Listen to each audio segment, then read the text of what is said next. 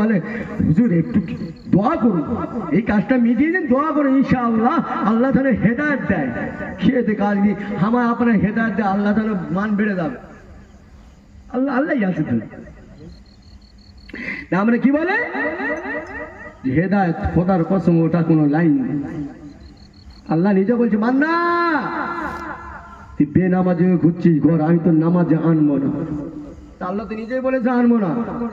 আর যত ইমাম সাহেব মাথা ঠুকে দোয়া করুক না, কবুল হবে মনে হয়?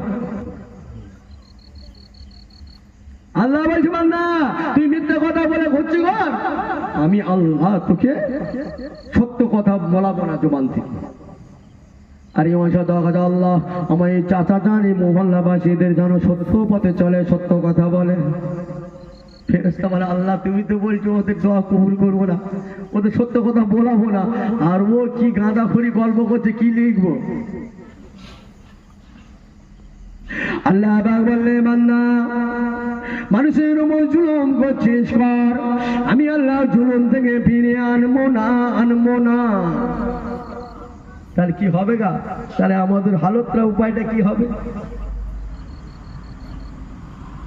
ভাইজানেরা, তরুণেরা, যুবকেরা, ও নবী পাকের উম্মত উম্মতিরা, গানটা খাড়া করে শুনি।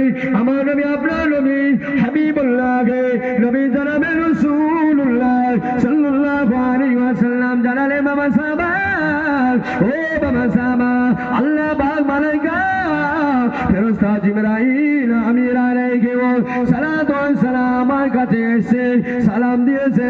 আল্লাহ পাকের কোরআন পাকের আয়াত শরীফটা পাঠ করলেন। সাহাবা হুজুরা বললেন ইয়া রাসূলুল্লাহ, ইয়া হাবিবাল্লাহ, সে আয়াতটা কি আপনি বলে দেন? আল্লাহ নবী বললেন বাবা সাহাবা আমি রাসূলুল্লাহ জানিয়ে দিলাম, আমি হাবিবুল্লাহকে জানিয়ে দিলাম। ইন্নাল্লাহা, নিশ্চয় আল্লাহ রাব্বুল আলামিন, ইন্নাল্লাহা লা ইউগাইয়িরু মা বিকওমিন, কোন কওমকে, কোন জাতিকে, কোন ইনসানকে, কোন মানুষকে পরিবর্তন করে না, পরিবর্তন করে না হাত্তা ইউগাইয়িরু মা বিআনফুসিহিম।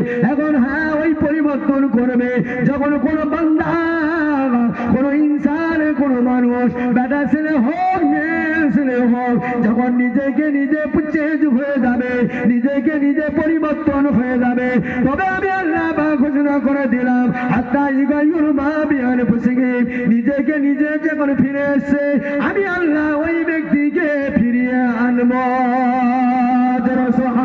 আর সুবহানাল্লাহ। বুঝতে পেরেছে?